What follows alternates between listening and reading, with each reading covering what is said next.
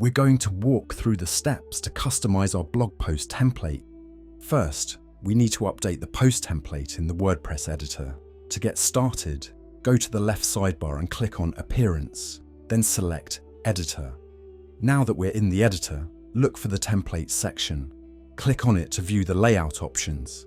To make it easier to browse through multiple templates, click the icon in the top right corner and choose the table view. This layout helps us see all our templates at a glance. From here, locate the single post template. Click on it to open. This is the default template for our blog posts. As you can see, this template includes a title at the top, followed by a featured image, and then a content area. This content area serves as a placeholder for our actual post content. Now, let's switch over to our actual blog post for a quick look. We can see the post title, The Art of Gourmet Dining, a journey from kitchen to table, displayed above our image of the chef in the kitchen. Below that, we have our content, and then a comment box. This gives us a clear view of what we want to customize in our template and make it our own. First, we're going to delete the title and featured image. Removing these elements will create space for a Maxi blog hero pattern. Now, click on the Maxi icon to open the library.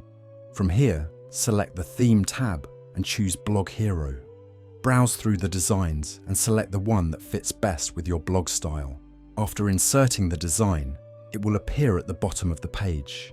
To move it to the top, click on the Hero section and use the arrow buttons in the toolbar to position it at the top of the template. With our new hero design in place, we can now see the author's image, name, and the post date displayed. It also shows the categories and tags assigned to the post. Our featured image spans the full width, and there's a stylish red More button with an arrow that appears on hover, inviting users to scroll down. Once you're happy with the layout, click Save to apply the changes. Now let's refresh our blog post to see the new design in action.